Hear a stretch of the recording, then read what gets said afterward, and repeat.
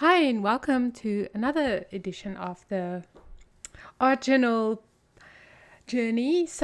I'm showing this clip again because basically this is what I'll be doing for every single page, is just to prep it with gesso. And like I've said in my previous video, I used the Strathmore mixed media journals, 8.5 by 11. And the paper weight is around 90 pounds or 190 grams. And this is a perfect art journal paper weight for me personally. So you just want to spread your gesso around, around with an old card, gift card, or rewards card, or credit card. It's totally up to you, because this really creates a very smooth surface. Plus, I think this way there's the least amount of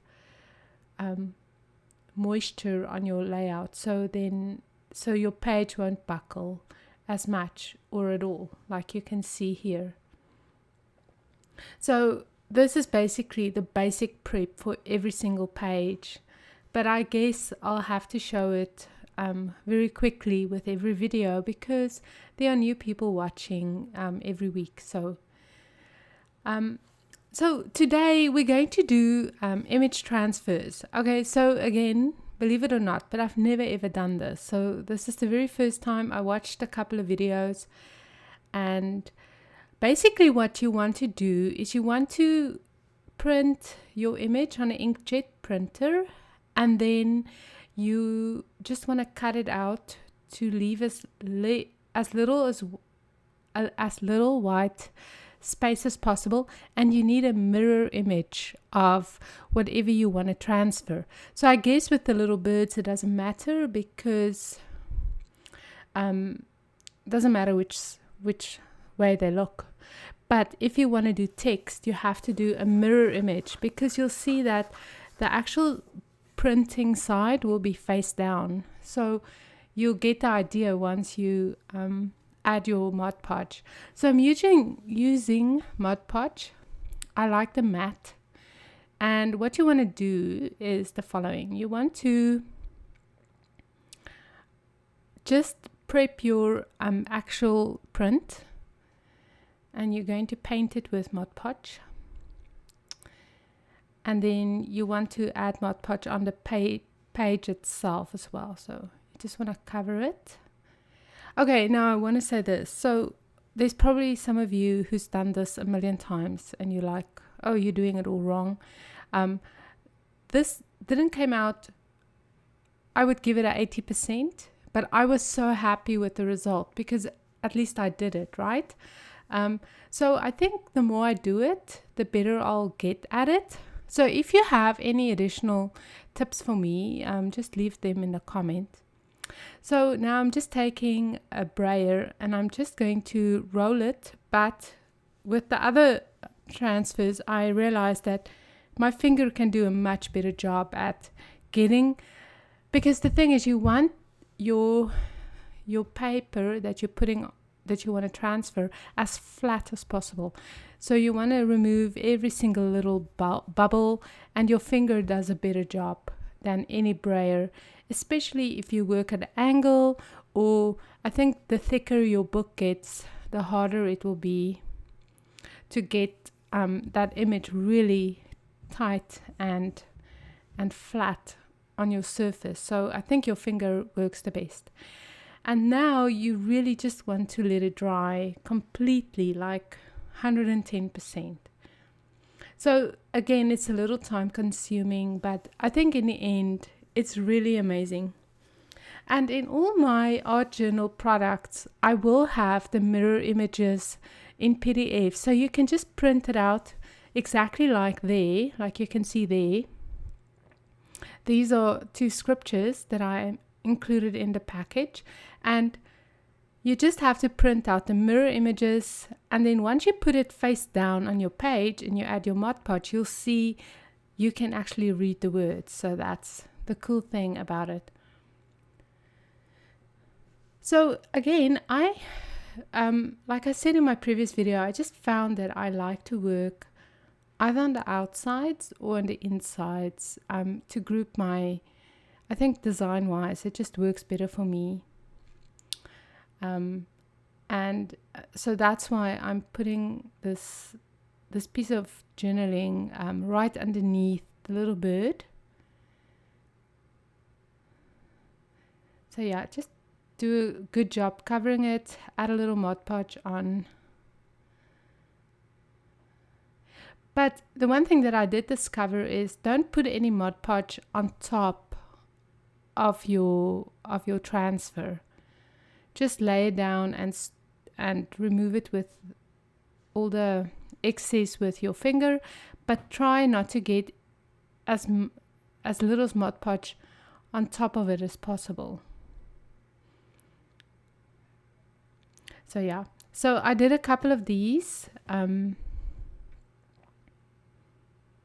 that's where I realized the finger works better. Just carefully, because you can actually tear your paper, so you don't want to do that. Very gently, and then you just want to let it dry completely. So don't add any Mod Podge on top of it, just leave it like that. Let it dry, and then once it's dry, we're just going to spritz it with water and take our fingers and remove the excess paper. So that's actually quite fun. You can see there I went a little too wild. But like I said, I'm still learning, and I'm sure the more I do it, the easier it will be for me. So as you know, I work in 4 journals at the same time. And my goal is to do as much on one page to let it dry as possible. And that's why I'm just using this Tim Holtz stencil, and I'm just going to spray a little bit of ink over it so that it creates a texture, and then I can have this page, set it away somewhere to let it completely dry before I carry on with it. But so I think that's just a logical idea, I guess, just to work on more than one page simultaneously and to do as much on one page as possible to before you have to set it aside to dry. So I'm just using spray, and you know what, I just decided, okay, so I forgot to tell you this on the last art journal video, but my goal is I made like a couple of rules for myself, and one of the rules is that I can't buy new stuff. So as much as I want the Tim Holtz stains for my art journal videos and pages, I decided to first use what I have. I'm a very big fan of, I'm frugal in a way. I don't like to waste money at all, and I'm sure most of you are the same. So I have all these mists that I've accumulated over years. Some is from Studio Calico, Heidi Swap, October Afternoon, when back in the day when they still have mists. And I just decided that I'm just going to use them until I can't add any water more to them and they are completely used up, and then I'll buy new ones. So and you know what, there's something so incredibly comforting by well used or well worn supplies. You know, I love my watercolors that's almost finished.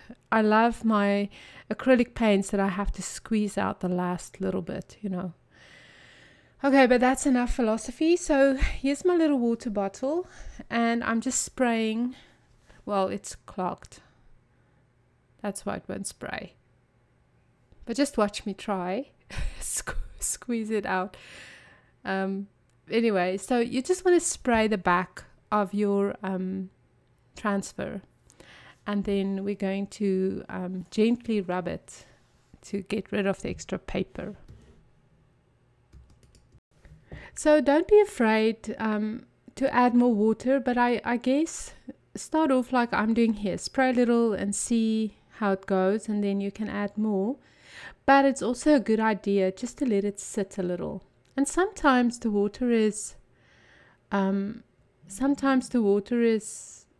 has to take a little while to soak through the paper.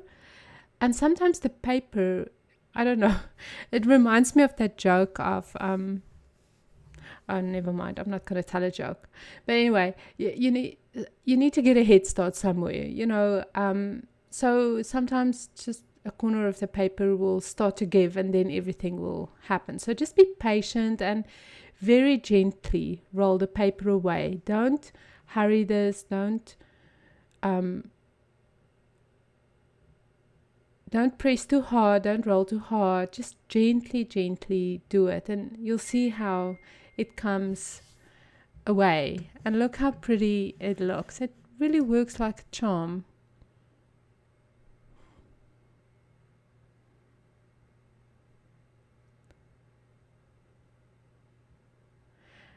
Even if there's a little border around the bird, and you can also see that the dye from the inkjet printer, because I didn't use my Epson with the pigment ink, I used my brother printer, just the office printer here, and it has dye-based ink, so it will run a little. You can see there's some black markings, but you'll see once all the paper is gone and you just spray it a little bit more, then it will work and it won't run too much. So yeah, I didn't even use my pigment-based paper and pigment ink-based printer, sorry. So yeah, I have this little sponge that I bought in the cheap bin at Michael's. It was like $2 or $1, and it works really well. So that's a nice way just to lightly take away the additional debris from the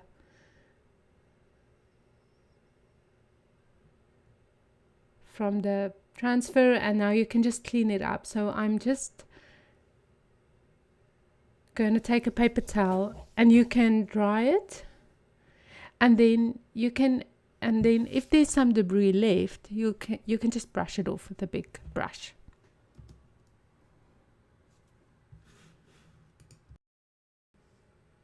So I'm just dabbing to get rid of most of the water because it's a little wet everywhere. So paper towel, and again, don't very lightly brush over it, and look how pretty it looks. I'm so happy with it. I mean, I was like, yay, it works. So all of a sudden doing image transfer opens up a whole new world for me, just in doing designing projects and products, and I mean, how awesome is this? And so and you know what? I'm not concerned if it's not perfect. I really am not, because we're going to paint over it, and there's a lot of things that's going to happen. And at this stage, you might even cover it completely. So it's not even a given that whatever you did on your layout will remain.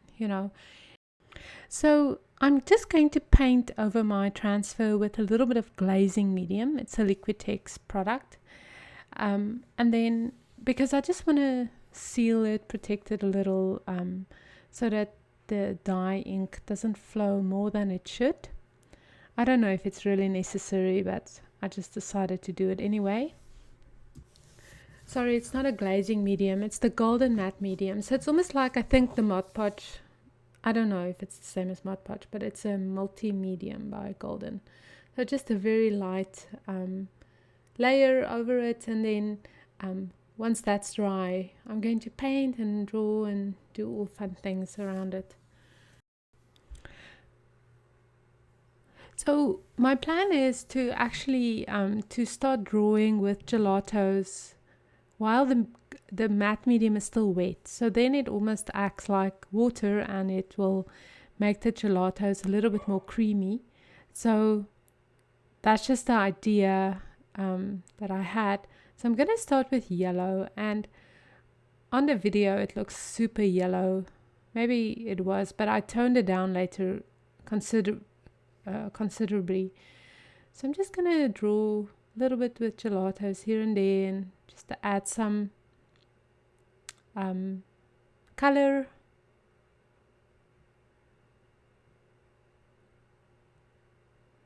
And I'm going to use blue as well, and then when you mix it, you get the most beautiful green ever.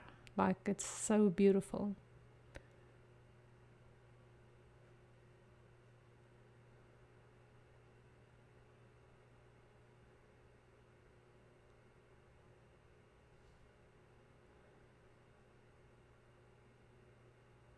And now I'm just going to add some water.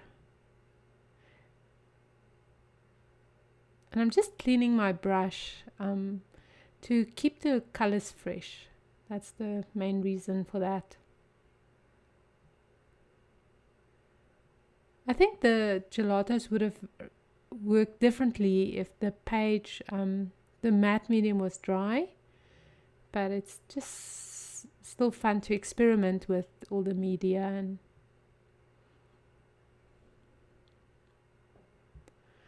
And you know what's fun about doing art journaling is I have no idea where this layout is going, or how this page is going to go. And I think that's part of the attraction of art journaling for a lot of people, is to be surprised. And I think that's one thing that I certainly enjoy, is to see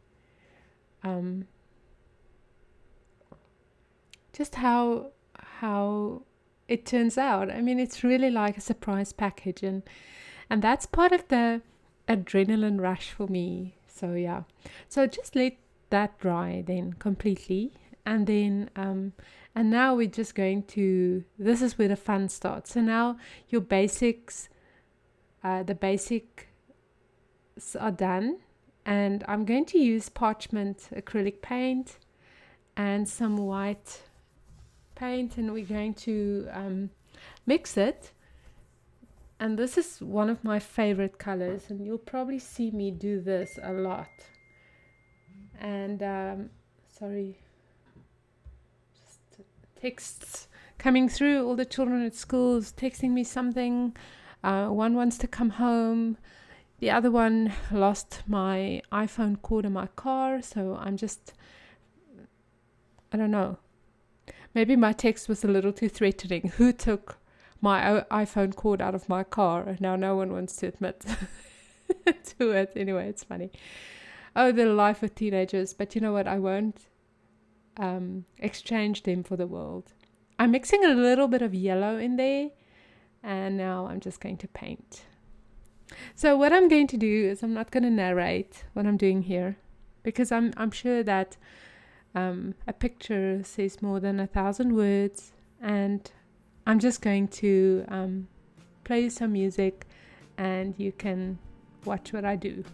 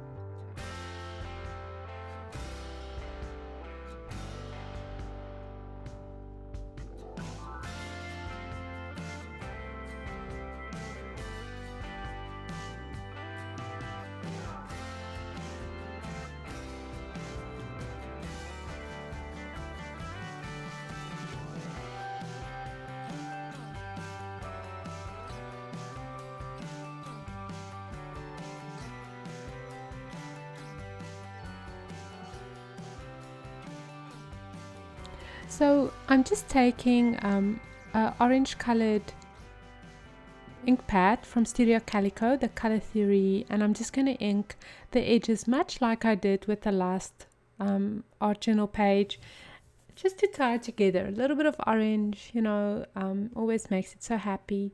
So I'm just going to do it on one edge, on the right, and then on the left as well.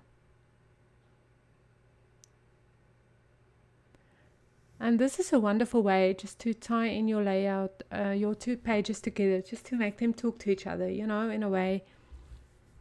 And that's it. I think it's done. Oh, and then I'm just going to add, I want to write something. So now you can imagine for a second how I'm happy with this page. I think I'm done. I'm like, oh, I can't be more happy.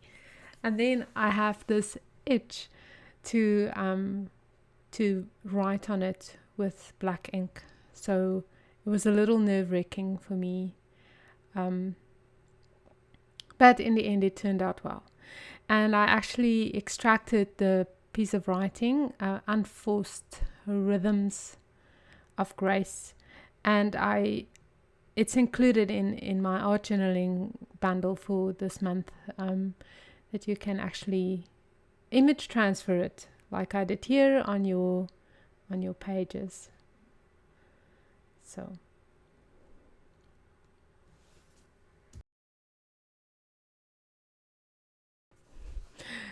I almost feel like I want to play Jaws music because that's how nervous I felt, and maybe you can see the hesitation there.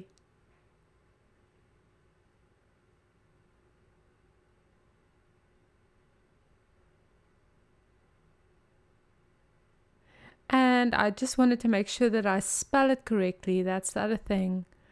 So even if there's a spelling mistake, please don't tell me about it. I don't want to know. So, and it is a little nerve-wracking, because, you know, I don't get a do-over here. So just placing the words, and again, I think it's part of that intuitive exercise, and it's a good exercise. And even if I made a mistake, and that's the other thing that I said, two things that I decided with my art journals. The one is, I'm not going to buy extraordinary amount of new product, just what I absolutely need, like a gel or a medium.